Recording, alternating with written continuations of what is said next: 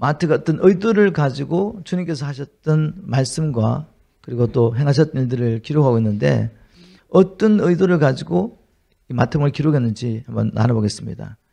마태복음은 크게 이 두 부분으로 나눠지죠. 근데 두 분 나눠지는 사건이 바로 주님께서 가이사랴 빌립보에 갔었을 때 마태복음 16장 13절에 보면 이런 질문을 하시죠. 사람들이 나를 누구라 하느냐? 사람들이 나를 누구라 하느냐? 물으시는 거죠. 그리고 나중에는 너희는 나를 누구라 하느냐?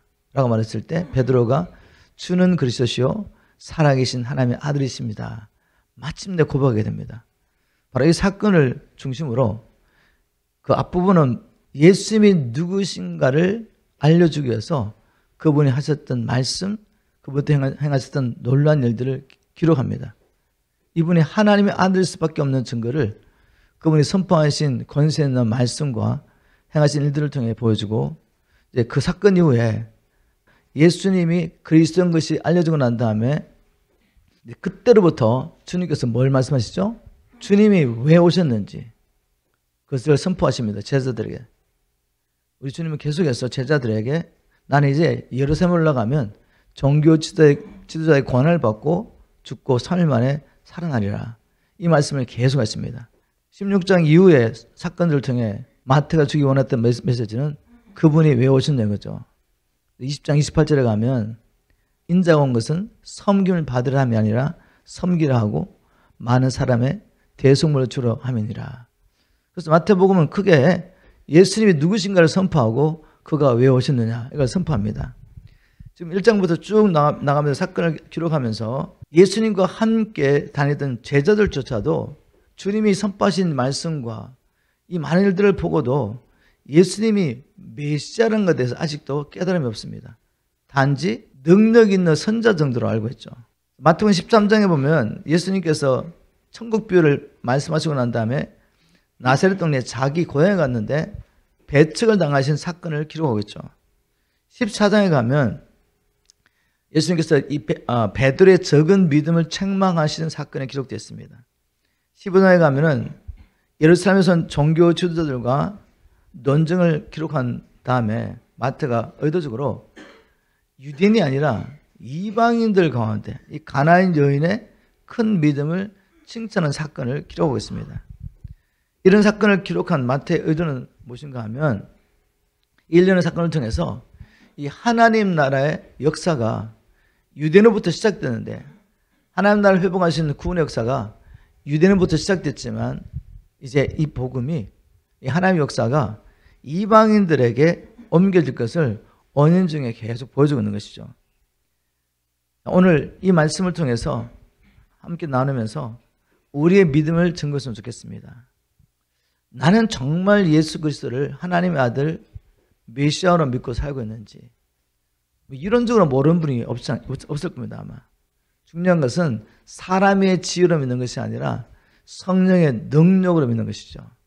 사람의 지혜는 아무리 믿어도 역사가 나타나지 않습니다. 그분이 하나님의 아들이시면 그분이 우리를 창조하셨고 그분을 위해 우리가 존재하기 때문에 이제 우리의 삶은 예수 그리스도 안에서 우리를 새롭게 창조하신 그분의 뜻을 따라 살게 됩니다. 그분이 진정 메시아라면 죄와 사단의 권세에서 우리는 구원을 경험하게 되고 그래서 하나님께서 우리를 부르심에 합당한 삶을 살게 됩니다. 오늘 말씀을 통해 다시 한번 이 제자들의 믿음 그리고 유대인의 모습을 통해서 나를 바라보면서 우리 안에 주님에 대한 오해가 있다면 이걸 풀어가면서 우리를 부르심 합당한 사람으로 우리가 믿음의 사람으로 회복됐으면 좋겠습니다. 마태복음 14장의 첫 번째 사건은 심대환이 헤롯 왕에 의해서 목뱀을 받는 사건이죠. 어떤 일이 있었냐면 동생의 아내를 취해서 헤롯 안티파스가 결혼하게 됩니다. 이 사건을 보면서 요한이 뭐라고 말했냐면 요한이 헤롯에게 말하되 당신이 그 여자를 취하는 거 옳지 않습니다 라고 말했는데 책망을 받으면서 회개를 한 것이 아니라 화가 나서 요한을 죽이고 싶은데 이 민중들이 요한을 선지자로 알고 있기 때문에 죽일 수가 없습니다. 그런데 헤롯의 생일을 당해서 헤로디의 딸이 헤롯을 즐겁게 해줬고 헤롯이 뭐라고 맹세하냐면 네가 뭘 원하든지 내가 다 주겠다. 그랬더니 이 딸이 또 가가지고 자기 어머니에게 묻습니다. 그랬더니 헤로디아가 요한의 목을 베어달라고 해라. 그래서 결국 억울하게 목병을 당하고 죽습니다. 자, 이 사건을 통해서 우리에게 주시는 메시지가 있습니다. 예수님께서 세례요한을, 침례요한이죠. 침례요한을 여인의 낳은 자 중에 가장 큰 자로 했는데 여인이 낳은 가장 큰 자가 어떻게 이렇게 참하게 죽습니까? 너무 억울하지 않습니까? 여기 우리가 보기에 무슨 큰 자의 모습이 있습니까? 자, 우리가 이것을 바라보면서 한번 생각해보는 거죠. 왜 예수님께서 10년의 이런 삶을 보고 큰 자라고 말씀하셨을까? 여러분, 우리의 생각이 바뀌지 않으면 큰 자로 보이지 않습니다. 한번 여러분 자신을 점검해 보십시오.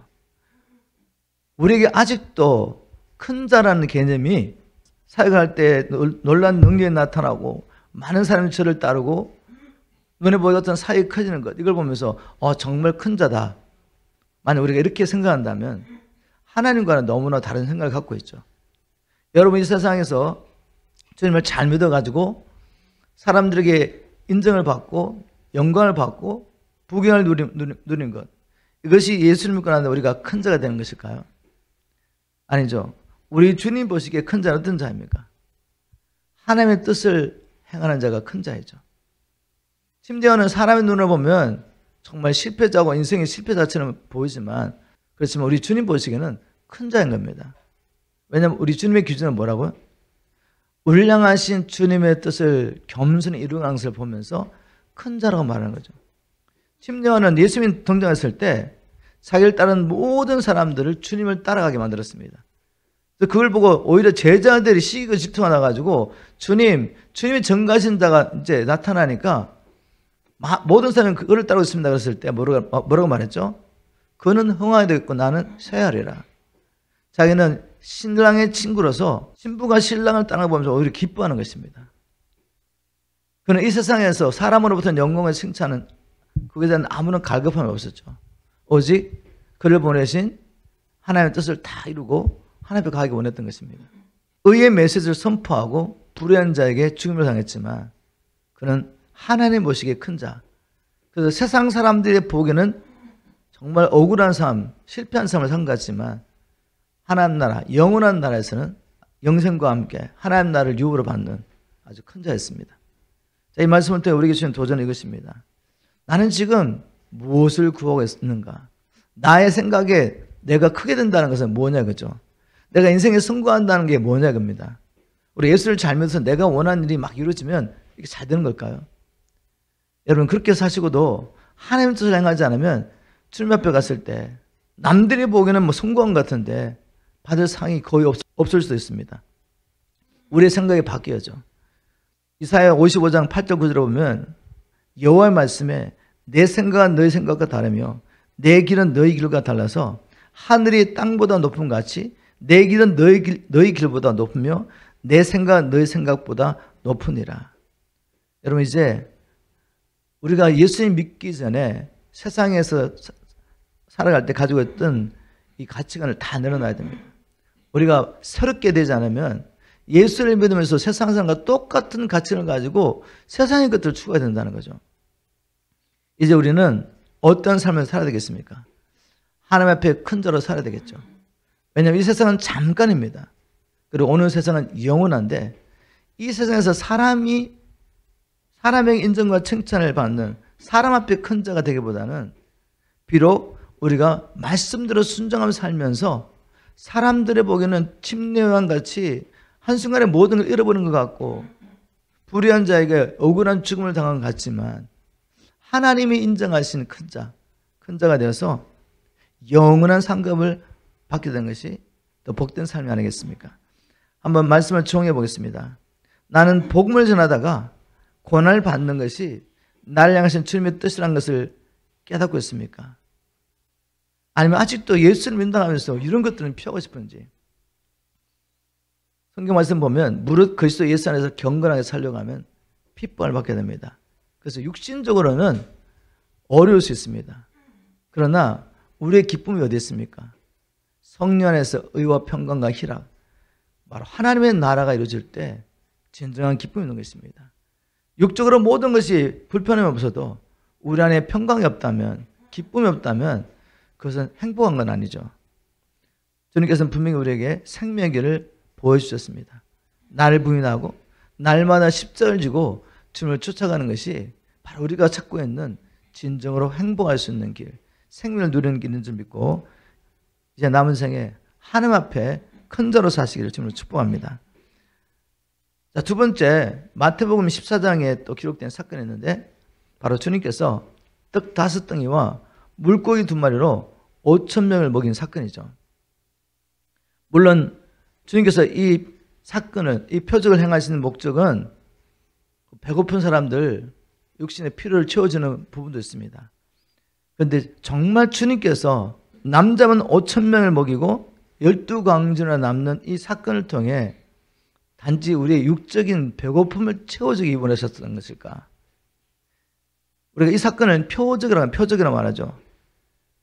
그럼 표적이라는 것은 사인. 그 사건을 통해, 이 표적을 통해 예수님이 누구신가를 알려주기 위한 것이 목적이지, 그 표적 그 자체, 초자연적인 치유나 아니면 이런 초자연적으로 사람들 먹이는 이것에 초점이 있지 않습니다. 이 오병의 기적을 보고 난 다음에 수많은 사람들이 주님을 찾습니다. 그들이 주님을 찾았던 목적에 대해서 마태복음에 나와 있지 않지만 요한복음 보면 이렇게 기록하고 있습니다. 요한복음 6장 26절 슈말 성경에 보니까 예수께서 말씀하셨다. 내가 진정으로 여러분들에게 말하겠습니다. 여러분들이 나를 찾는 것은 여러분들이 기적의 표적을 보았기 때문이 아니라 내가 여러분들을 배불리 먹여주었기 때문입니다. 라고 말했습니다. 우리 주님은 분명히 표적을 행하실 때 목적이 있었다는 거죠.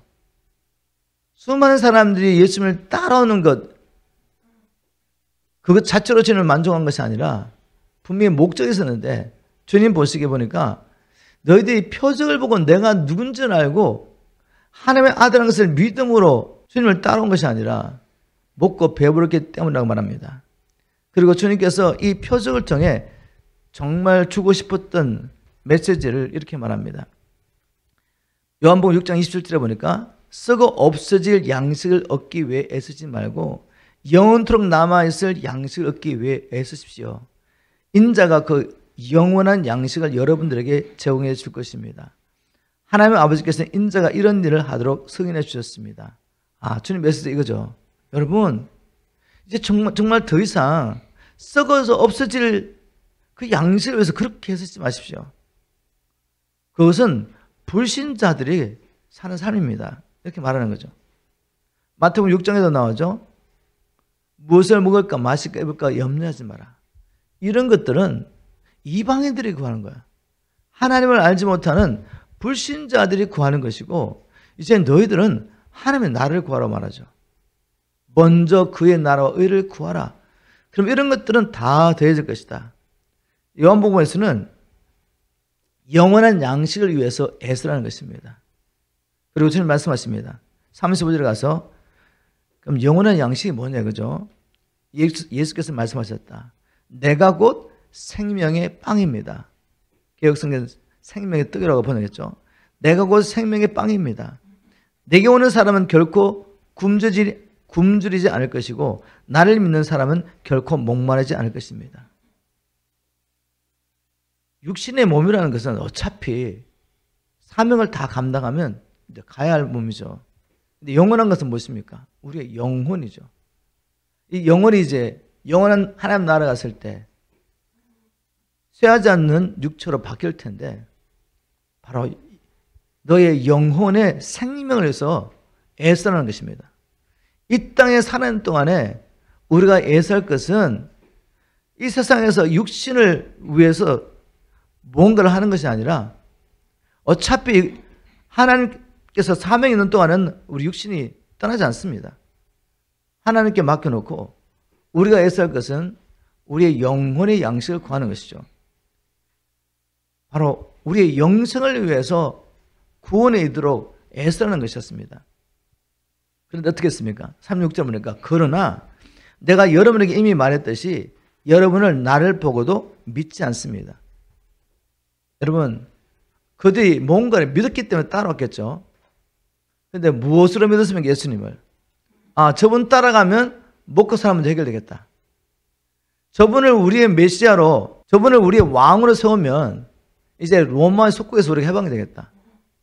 육적인 것을 위해서 예수님을 따라갔던 것입니다. 여러분, 거기에 생명이 있습니까? 예수를 믿기는 믿는데 저분이 나를 치유하시는 분으로만 믿어요. 나를 위해서 이런저런 기적을 행하시는 분으로 믿습니다. 믿기는 믿죠. 그렇지만 예수님을 하나님의 아들로는 믿지 않습니다. 그러면 주인은 안 바뀌겠죠. 주인은 안 바뀌면 여전히 마귀의 권세를 했습니다. 그리고 죄와 사단의 권세를 했습니다. 예수님을 하나님의 아들 그리고 메시아로 믿는데 어디에서 우리를 구원할 메시아로? 죄와 사단의 권세에서 우리를 구원하여서 우리를 창조하신 창조의 목적대로 살 수 있는 자로 살 수 있게 하시는 분으로 그런 메시아를 믿어야죠. 그저 내가 어떻게 살든 관계없이 나를 천국으로 인도하시는 그런 분을 믿으시면 안 돼요, 여러분. 왜냐하면 마지막 때 주님께서 우리가 천국에 들어갈 수 있는지 없는지 기준이 뭐라고 했습니까? 아버지의 뜻대로 행하는 자만이 들어갈 것이다. 선한 일을 행한 자는 생명의 부활로, 악한 일을 행한 자는 심판의 부활로 나리라. 우리가 천국에 들어가서 영원한 생명을 누리려면 아버지의 뜻대로 행해야 되는데 그러기 위해서는 우리가 죄와 사단의 권세에서 해방된 일이 필요합니다. 바로 여기서 우리가 진짜 복음과 거짓 복음이 구별되는 거죠. 입으로는 예수님을 하나님의 아들 메시아로 믿는데 그분을 믿고 쫓아가고 헌신하는 목적이 바로 나의 육적인 표를 채우기 위한 것이라면 우리에게 영혼의 구원은 없습니다. 생명은 없는 것입니다. 그런데 우리 주님은 바로 이 생명으로 오셨거든요. 그래서 40절에 보면 나를 보내신 내 아버지의 뜻은 이것입니다. 곧 아들을 보고 그를 믿는 자들은 누구든지 영원한 생명을 얻게 하고 또 마지막 날에 그들을 일으켜 모두 살리는 것입니다. 이 목적으로 오신 것이죠. 그럼에도 불구하고 주님께서는 하나님 나라를 선포하시며 귀신을 쫓아내고 많은 병자를 고치셨습니다. 하나님의 사랑하심으로 행하신 일이죠. 그런데 주님께서는 궁극적으로 그 일을 통해 무엇을 주기 원하셨습니까? 자신을 하나님의 아들 그리스도로 믿음으로 영원한 생명을 주기 원했던 거죠. 그런데 이 복음을 전했더니 유대인들이 어떻게 반응했습니까?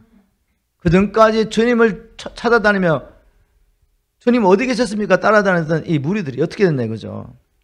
요한복음 41절에 보니까 유대인들은 예수께서 자신을 가리켜 내가 하늘에서 내려온 빵이다라고 말씀하신 것에 대해 분개하며 떠들어댔다. 분노를 일으킨 거죠. 왜? 메시아로 따라왔는데 자기들이 원하는 메시아가 아니니까 어떻게 합니까? 분을 내는 겁니다.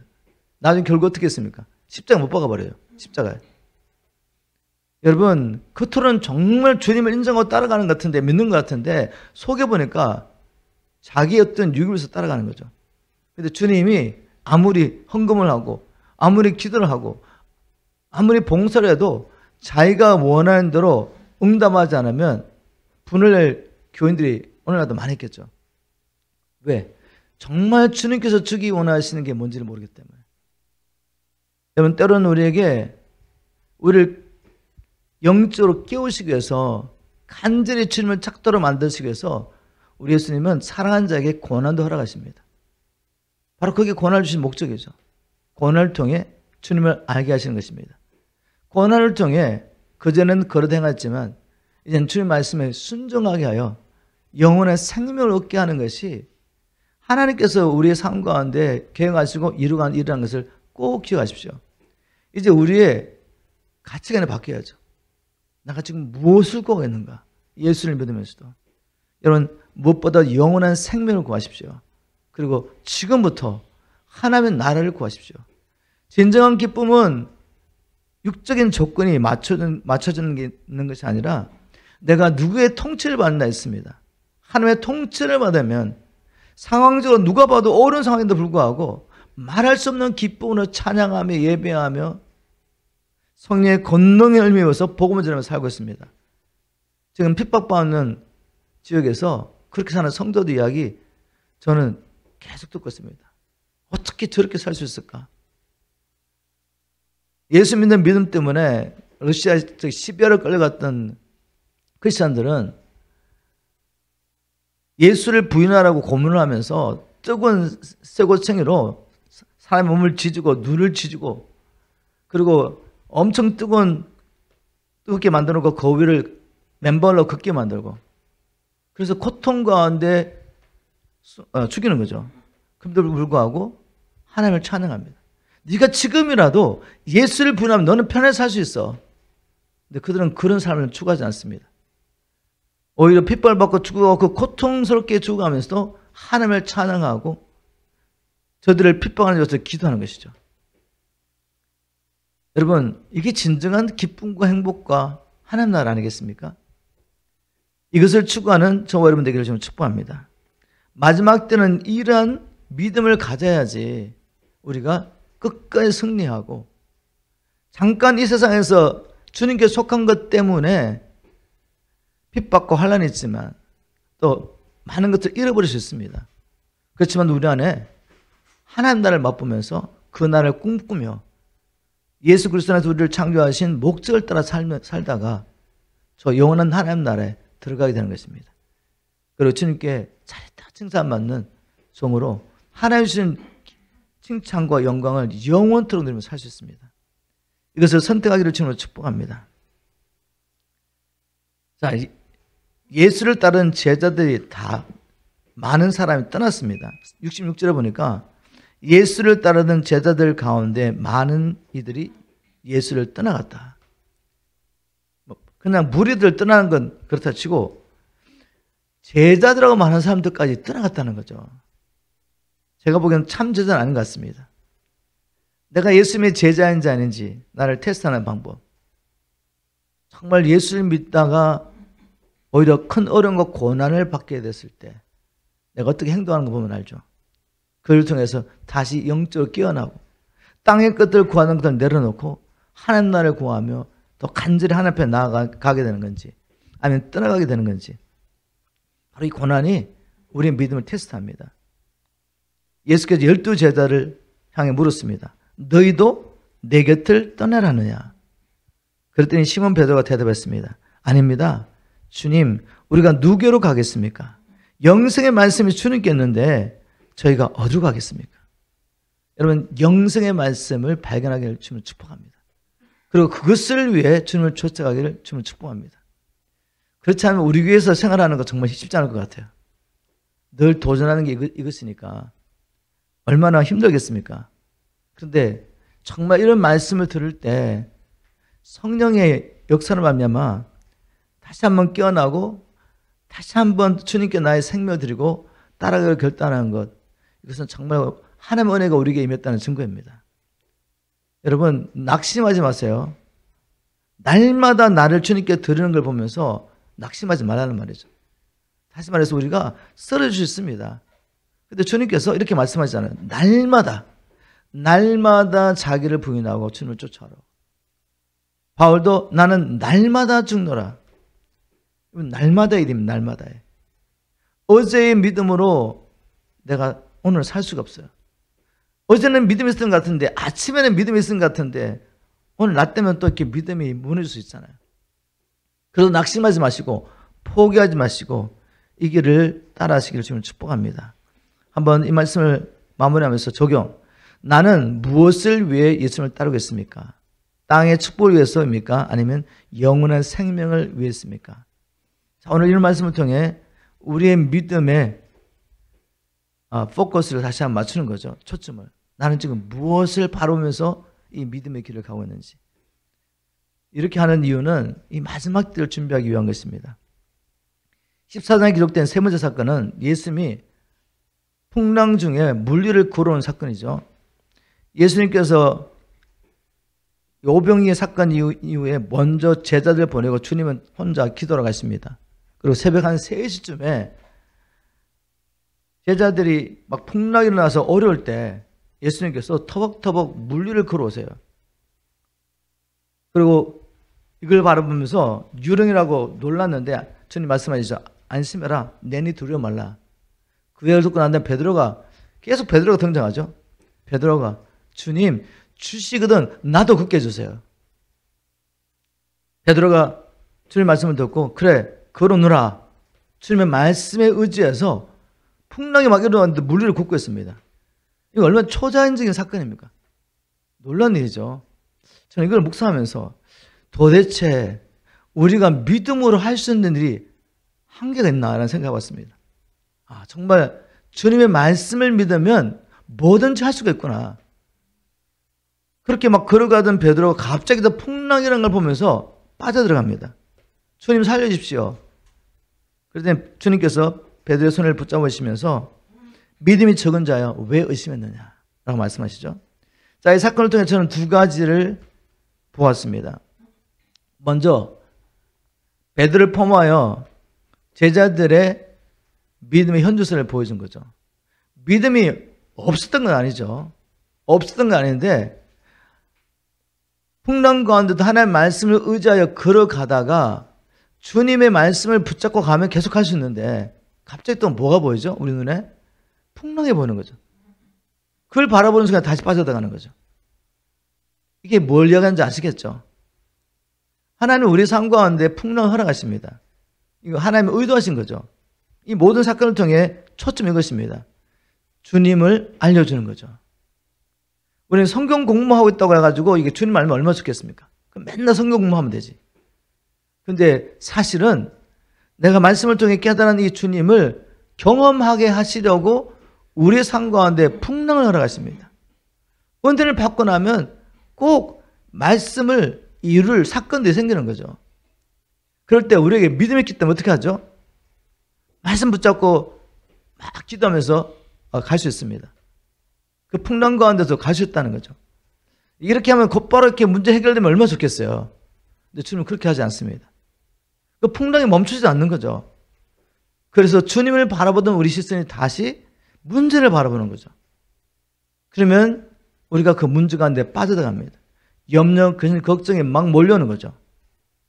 그래서 말씀이 다 사라지고 그 풍랑 가운데 빠져들어가게 됩니다. 자, 이게 우리죠. 우리인데 그러나 낙심하지 마십시오. 이런 모든 과정을 통해 사도들이 준비됐습니다. 우리도 이런 과정이 있지만 이런 과정을 통해 그냥 빠져가 들어가면 안 되죠. 다시 주님의 손을 붙잡고 일어나야 되고 그리고 내가 얼마나 연약한 존재인지 정말 하나님의 은혜가 아니면 믿음이라는 것도 나는 생길 수가 없습니다. 그래서 주님 앞에 주님 나의 연약한 믿음을 도와주십시오. 그리고 나를 통해 주님의 믿음의 역사가 일어난다는 것 그것도 내 믿음이라고 내게 자랑을 돌릴 게 하나도 없다는 거죠. 하나님의 은혜를 고백하며 겸손히 나는 얼마나 미치는 존재이고 하나님의 자녀가 될 자격도 없고 하나님의 쓰임받을 수 없는 자격도 없는 자로 아는 것이죠. 그래서 하나님의 은혜만을 붙잡고 남은 생에 살기를 원하십니다. 이게 하나님께서 우리의 믿음을 시험하시기 위해서 고난을 어려움을 허락하시는 목적이죠. 그리고 또 이 말씀을 통해 우리 주님께서 주시기 원하시는 메시지는 뭔가 하면 이런 사건을 통해 다시 한번 예수님이 하나님의 아들이신 것을 제자들이 깨닫기를 원했습니다. 그래서 결국 예수님께서 배에 오르시고 난 다음에 바람이 즉시 잔잔해지는 사건을 통해서 분명히 알 수가 있죠. 우리 주님께서 왜 이런 일을 허락하셨는지. 그 사건 이후에 제자들이 예수님 앞에 절을 하며 이렇게 고백합니다. 주님은 참으로 하나님의 아들이십니다. 왜 평범한 유대인, 그 당시에 유대인들은 경험하지 못했던 그냥 예수님이 뭐 기적을 하면서 구경거리 인나하고 쫓아다니던 그런 유대인들은 경험하지 못했던 일들을 이 제자들, 주님과 함께 동고동락하며 따라다니는 이 제자들 이런 일을 경험해야 합니까? 왜냐하면 예수님께서 이들을 부활의 증인으로 예수님은 하나님의 아들이시며 메시아인 것을 전가할 증인으로 택하셨기 때문에 그렇습니다. 여러분, 하나님이 여러분들을 이 마지막 때 정의로 택하셨습니다. 마지막 병기입니다. 마지막 병기. 이 복음을 끝까지 증거하며 주님의 길을 예비하도록 준비하셨기 때문에 우리 삶 가운데 여러 가지 어려운 일들 허락하십니다. 그것에 인해서 감사하십시오. 내가 무엇이 간데 주님 이런 사건들을 통해 이토록 주님을 계시하기 원하십니까? 거기서 불평과 원망하면 이유가 뭐죠? 내가 지금 잘못된 신앙관을 가지고 있는 거죠. 우리가 하나님의 나라를 구하도록 하나님께서 이 세상에서 특별히 불러주셔서 하나님의 신성한 목적에서 구별한 교회라는 것을 깨닫는다면 이런 사건을 통해 주님, 내가 주님을 더 알기를 원합니다. 그럴 때 바로 우리가 머리를 알고 있던 이 주님이 정말 10년 가운데 믿어지는 거죠. 그 믿음의 역사가 이제 나타납니다. 예수님께서 이 제자들에게 이런 풍랑을 어려운 일을 허락하신 목적 아시겠죠? 자신을 계시하기 위해서. 한번 적용해 보겠습니다. 나는 예수님께서 하나님의 아들 그리스도임을 확신합니까? 무엇보다도 예수가 그리스도임을 증거할 목적으로 나를 불러주셨다는 사실을 믿습니까? 아니면 아직도 이 사실을 깨닫지 못하고 있습니까? 여러분, 우리는 정인입니다. 정인이 되기 위해서는 분명히 연단을 통과해야 되죠. 이런 시간들을 잘 지나고 이 마지막 때 주님 쓰시는 귀한 주님의 병기 되시, 의의 병기 되기를 주님으로 축복합니다. 15장 말씀 통해서 몇 가지만 더 나눠보겠습니다. 15장에는 예루살렘에서 올라온 이 종교 지도자들과 주님이 논쟁하시는 사건이 기록됐죠. 제자들이 장로의 유전을 범했다는 것입니다. 떡을 먹기 전에 손을 씻어야 되는데 손을 안 씻고 그냥 먹었다는 거죠. 그러면서 너와 네 제자들이 정말 하나님의 사람이 어떻게 하나님의 말씀을 품을 수 있냐고 이제 도전하는데 사실은 하나님의 말씀이라기보다는 하나님의 말씀을 자기들이 해석하고 적용한 것을 범했다는 거죠. 바로 장로들의 유전을 쫓지 않았다는 것을 책망했습니다.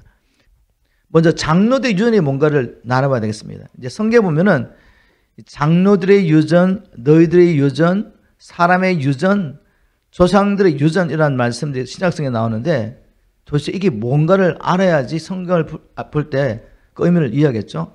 이 장로들의 유전이라는 것은 유대 사회에서 율법 해석을 할 수 있는 권위를 가진 사람들, 장로들이 율법을 해석한 것을 구전으로 이렇게 전해왔습니다. 율법에는 하나님의 말씀의 원리, 하나님 나라를 다스리는 이 원리를 보여줬는데 이걸 현실의 삶 가운데 적용하기 위해서 사람들이 자기의 지혜로 뭔가 규범을 만들었습니다. 그것을 이제 장로들의 유전이라고 말하는데 문제는 뭔가 하면 의도는 좋죠. 하나님의 말씀을 해석하고 이 말씀을 철저히 지키려고 규범을 만드는데 나중에 가다 보니까 하나님의 말씀과 장로들의 유전이 너무나 동떨어진 거죠. 왜는 결과가 나왔습니까? 의도는 하나님의 말씀을 구체적으로 삶 가운데 실천하기 위해서 이렇게 규범을 만들어 할지라도 하나님의 의도를 모르면 그렇게 되는 거죠. 하나님께서 구약의 말씀을 주신 목적을 뭐라고 말했습니까? 구약에 있는 모든 말씀을 요약하면 두 계명을 얻는다 그랬죠. 하나님을 사랑하고 이웃을 사랑하는 계명이죠. 그러기 위해서는 나를 부인해야 돼요. 나를 부인하지 않으면 하나님도 사랑할 수 없고 이웃도 사랑할 수 없습니다. 이걸 가지고 풀어갔다면 우리 예수님과 예수님의 제자들이 지금 뭘 하고 있는데 지금 손 씻을 텀도 없이 허기진 배를 채웠다면 불쌍히 여겨야 되지 않겠습니까? 주의 종들이 하나님 나라 일을 하면서 손 씻을 텀도 없이 배를 채웠다는 거죠. 그런데 그들은 이걸 가지고 장로들의 유전을 범했는데 마치 하나님의 말씀을 거역한 것은 그렇게 말한 것입니다. 그때 예수님이 하신 말씀은 마태복음 15장 3절부터 제가 6절까지 쉬운 말씀 읽어보겠습니다. 예수께서 그들에게 대답하셨다. 그러면 당신들은 왜 조상의 전통을 핑계 삼아 하나님의 계명을 어겼습니까? 하나님의 율법에는 내 아버지와 어머니를 공경하라. 누구든지 부모를 욕하며 저주하는 자는 반드시 죽어야 한다라고 되어 있어. 그런데 당신들은 말하기를 부모님께 드리면 보탬이 될 것이라도 그것을 하나님께 바치면 부모님께 따로 드리지 않아도 괜찮다고 가르치고 있어. 이렇게 해서 당신들은 조상의 전통을 핑계 삼아 하나님의 계명을 거스르고 있습니다. 이렇게 한 원인이 어디 있는가 보면 제가 한번 마태복음 15장 7절부터 9절 말씀을 현대성과 현대어 성경을 읽어볼 테니까 잘 들어보시고 이거 우리가 잘 적용해야 됩니다. 그 당시에 종교 지도자들이 왜 이렇게 살았는지 주님께서 지적하십니다. 위선자들아, 이 사야가 한 예언이 너희를 두고 한 것이 아니겠느냐. 이 백성이 나를 섬긴다고 주장하지만 사실은 말로만 나를 섬기고 높이며 마음은 내게서 아주 멀리 떠나 있다. 그들이 나를 경외하며 재물을 바친다고 해도 아무 쓸모없는 일이다. 그들은 나를 세계의 주인으로 인정하지 않고 자기들에게 편리한 대로 생각해 내어 만든 규정에 따라서만 나를 높이고 섬기기 때문이다. 종교자들이 이렇게 잘못된 길을 간 것, 그것도 하나님의 말씀을 해석을 적용하는 과정 가운데 이렇게 잘못된 것은 근본적으로 하나님을 주인으로 섬기지 않다는 것입니다. 나를 세계의 주인으로 인정하지 않고 그리고 말씀을 자기 편리한 대로 해석한 거죠. 우리 식으로 말하면 교회 헌금 많이 거둬들이려고 말씀을 왜곡했다는 것입니다. 그래가지고 여러 가지 규범들을 만들고 전통을 만들고 자기들을 위해서 하나님의 사람들을 자기들이 관리하고 자기들의 어떤 욕심을 채우려고 말씀까지 그렇게 잘못 본 것입니다. 오늘날에 교회의 전통과 규범, 뭐 그게 다 잘못됐다고 말할 수는 없겠죠. 그런데 하나님의 사람이 아닌데 교회의 어떤 영적인 권위에 있던 사람들, 그런 사람들이 자기를 위해서 하나님의 말씀을 왜곡한 게 많겠죠. 그 가운데 전통과 규범들이 생겼습니다. 그게 뭘까요? 우리에게 중요한다면 저는 그것들이 지금 성도들을 다 묶어놨다 이렇게 생각합니다. 근데 제가 이렇게 성경을 설명해줘도 그게 바뀌지 않습니다. 정말 바뀌기 힘들어요. 그럼 뭐가 있을까요? 여러분, 저 같은 전임 사역자만이 하나님의 말씀을 선포할 수 있습니까? 아니죠. 하나님은 우리 모두에게 가서 복음 전파라고 그랬습니다. 그럼 누구든지 성령의 감동으로 하나님의 말씀을 선포할 수 있습니다. 저는 이것을 믿고 누가 목사로 안수 주기 전에도 복음을 전했습니다. 그래서 종교 지도자들이 당신은 신학교를 나오지 않았기 때문에 설교할 수 없습니다라고 막아서도 저는 계속 설교했습니다. 말씀 선포했죠. 우리 청소년들에게, 2세들에게. 제가 보기에 그냥 교회 왔는데 방치했다는 거죠. 우리 2세들이. 왜냐하면 목회자들이 영어를 알 수 없으니까. 그렇지만 브로큰인 것이지만 주님이 저를 불러주셨기 때문에 저는 열심히 복음 전포했습니다. 그들에게. 그래서 오히려 핍박을 받았죠. 근데 저만 그렇게 살아야 되겠습니까? 저는 이 케오지라는 사역을 통해서 성도를 훈련했습니다. 훈련하고 처음에는 하나님의 말씀이 준비되지 않은 사람들이라도 계속 훈련하면서 그 말씀이 들어가고 제가 봤을 때 너무 잘할 수 있는 사람들, 하나님의 기름 부으심으로 말씀을 선포할 수 있는 사람들인데 이런 사람들을 세워놓으면 사람들이 말하기 시작합니다. 아니 저 자매가 뭔데, 저 형제가 뭔데 목사님 저 사람 설교시키냐고. 우리는 목사님 설교 들어왔지 저분 설교 들어온 게 아니라고 이렇게 말합니다. 어디 그렇게 성경에 그렇게 되어 있습니까? 그리고 여러분, 목회자만 침례 줄 수 있습니까? 목회자만 성례를 집행할 수 있습니까? 아니죠. 우리 모두가 가서 복음 전파하고 침례 주라고 했습니다. 우리 성례 집행할 수 있습니다. 오대인 받은 목회자만 교회 개척할 수 있습니까? 사실 교회는 예수님이 세우시는 거죠. 주는 그리스도시요 살아계신 하나님의 아들을 고백하는 모든 성도들의 믿음의 고백과 그들의 삶을 통해 예수님은 자기 교회를 세워가십니다. 사도행전 역사를 보면 성도들을 통해 복음이 전파되고 교회를 세워간 역사예요. 자, 이게 지금 우리에게 안 들어온단 말이에요, 지금. 왜요? 너무 오랫동안 교회 전통과 규범에 매여 있어가지고. 이거 누가 만들어 놓은 겁니까? 여러분 다 앉혀놓고 당신들은 우리가 말한 대로 듣고 내가 성경을 해석하고 적용하는 것이 진리야 라고 믿게 만들었어요. 그래서 외국에서 거짓 교사들이 와가지고 복음을 잘못 전하는데도 여러분들이 하나도 아무 말도 못하는 거죠. 성경 읽으면 그렇지 않은 것 같은데도 저 권 있는 분이 그렇게 말하니까 내가 아무 말도 못하는 거죠. 그렇게 해가지고 어떻게 마지막 때 교회가 세워지겠습니까? 이런 전통들 끼어지지 않으면 하나님은 촛대를 옮기십니다. 왜 예루살렘 교회를 중심으로 시작됐던 복음 역사가 안디옥교회 이방인 교회로 넘어간 거 아시죠? 이렇게 성령의 기름을 받고 베드로까지 이 복음은 주님께서 얼마든지 부르는 먼 데에 있는 모든 사람들을 위한 것이다. 다시 말해서 이제는 더 이상 유대인만이 하나님의 백성이 아니라는 거죠. 하나님의 이 복음을 통해 이방인들까지도 자기의 나라로 부르시고 하나님의 백성으로 부르시는 이 시대가 됐는데 불구하고 유대인했던 사도들의 멘탈리티가 바뀌지 않습니다. 사도행전 하면 나오죠. 그래서 결국은 하나님께서 이 유대인들을 통해서 시작하셨지만 이제 첫 때를 안디옥교회 이방인교회로 옮겨버리시죠. 여러분, 이 마지막 때 쓰임 받으려면 우리의 잘못된 생각 바뀌어야 됩니다.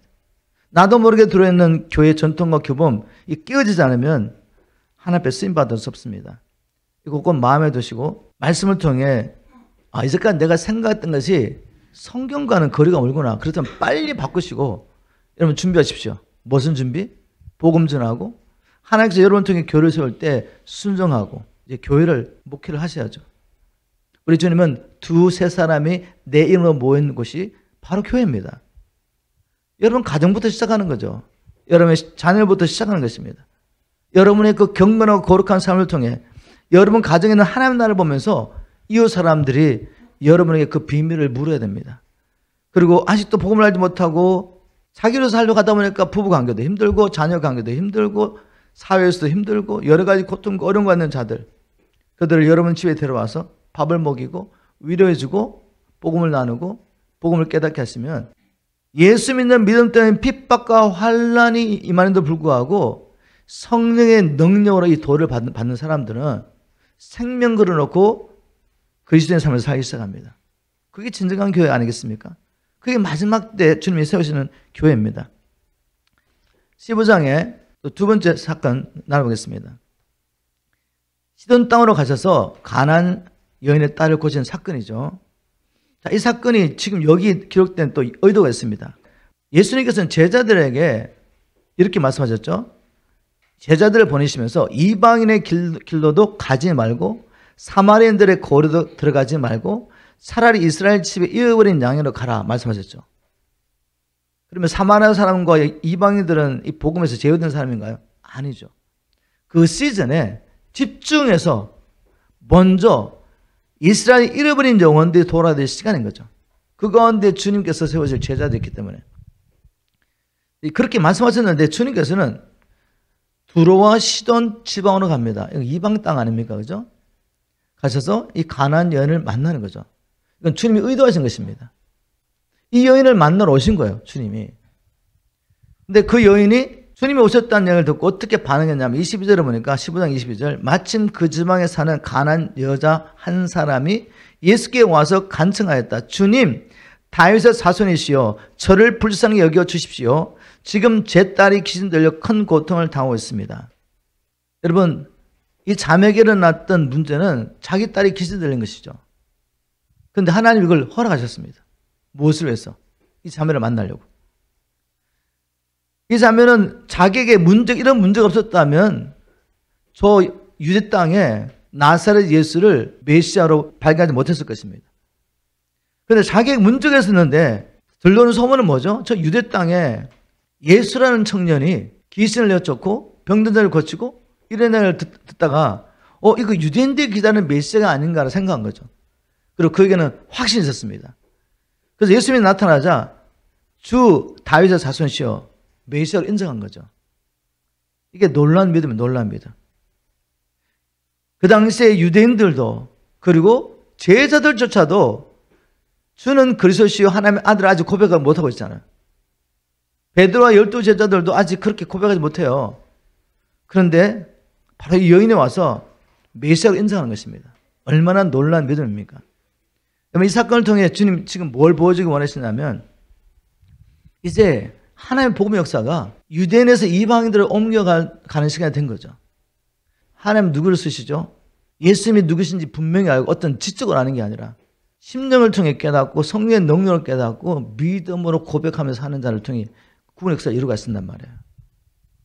먼저 된 자가 나중되고 나중되가 먼저 된다는 말씀대로 지금 하나님의 역사가 지금 이방인들을 옮겨가고 있는 걸 보여주는 거죠. 자, 바로 이 여인을 다시 말하면 제자로 세워가 주님께서 하실 일이 있습니다. 그래서 이 여인을 찾아왔는데 이 여인이 이렇게 믿음으로 고백한데도 불구하고 주님이 응답 안 하세요. 왜 이럴까? 단지 만약에 이 여인의 기도를 들어주시고 귀신 들린 딸을 고쳐준 거라면 빨리 응답해 주셔야죠. 만약에 주님께서 이 여인을 만나러 오셨으니까. 근데 주님은 그보다 더 큰 것을 원했습니다. 정말 이 자매를 준비시키기 원하는 거죠. 그래서 대꾸하지 않습니다. 여러분, 이게 지금 우리에게 주신 메시지가 뭔지 아시겠죠? 주님은 우리에게 어려움을 허락하십니다. 근데 우리는 그 어려움을 해결하고 주님 앞에 간구하죠. 근데 주님 응답을 안 하세요. 이유는 아시겠습니까? 그냥 문제 해결을 위한 것이라면 아예 처음부터 문제를 안 주시면 되지. 근데 주님은 그 문제 해결의 목적이 아니라 이 문제를 통해 주님을 더 깊이 만나게 원하고 주님의 부르심을 알기를 원하는 거죠. 제 상관대에 그런 일이 또 있었습니다. 제가 주님을 만나고 난 다음에 하나님께 물어보지도 않고 내 스스로 나는 이렇게 주님을 섬겨야 되겠다라고 결정했습니다. 제가 가지고 있는 게 뮤직의 달란트니까 찬양팀 만들어 열심히 찬양팀 만들어서 열심히 주님 섬기다고 섬기는데 이 찬양팀 애들 2세들이니까 말도 안 통하는 데다 말도 잘 안 듣고 저는 한국식으로 막 훈련시키는데 애들은 막 2세니까 막 충돌이 있는 겁니다. 그간 어려움이 있었고 그리고 또 제 몸에 정말 큰 병이 와가지고 병원에 실려가서 입원하게 됐습니다.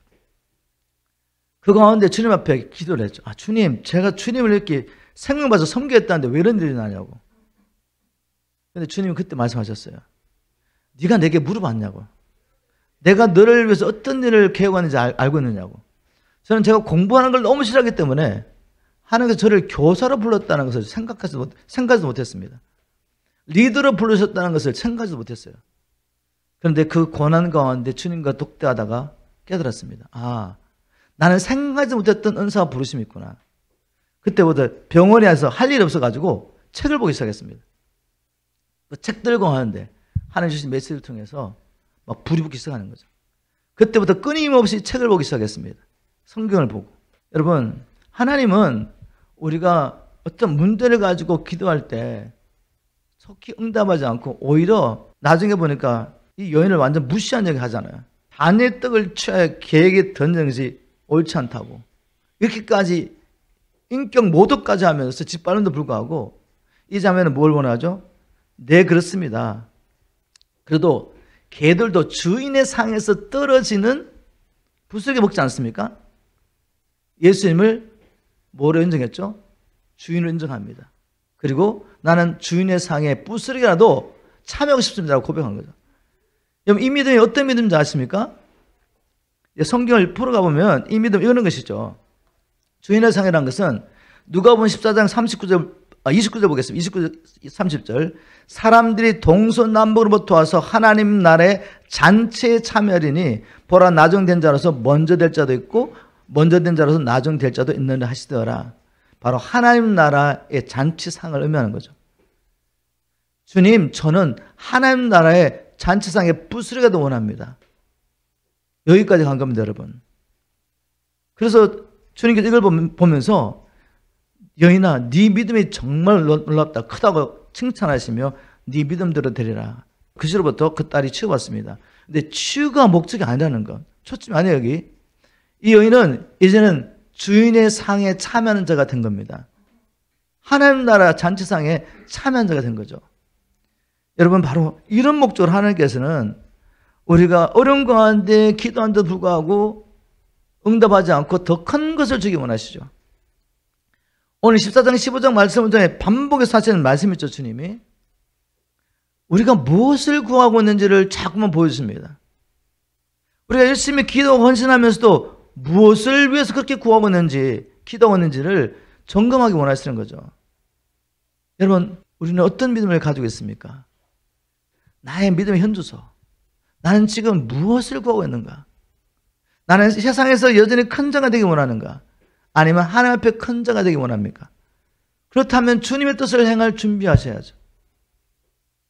세상에서는 주님의 뜻을 따라 살면서 잃어버린 것 같고 억울한 일을 당할 때도 있고 무시를 당할 때도 있고 핍박 어려움이 있지만 주님의 뜻을 행하는 자, 그 자가 하나님 앞에 섰을 때는 큰 자인 것입니다. 나는 여전히 썩을 양심에서 애쓰고 있지는 않는지, 나는 열심히 주님을 믿는다면서도 그 동기가 나의 유익을 위한 것이 아닌지, 그래서 열심히 기도하고 문제를 위해서 하나님 앞에 몸부림치는데도 응답이 없을 때 혹시 시험 들지 않는지 보시라는 거예요. 하나님의 정말 우리에게 주기 원하시는 것은 영원한 양식입니다. 하나님 나라의 잔치에 참여하는 것이죠. 오늘 말씀을 통해서 다시 한번 우리의 믿음을 점검하고, 그래서 남은 생에 영원한 생명, 썩지 않을 양식을 구하면서 하나님이 주신 사명을 감당하다가 우리 주님이 오셨을 때 그리스도와 함께 하나님 나라를 상속받게 되는 저 여러분 되기를 주님으로 축복합니다.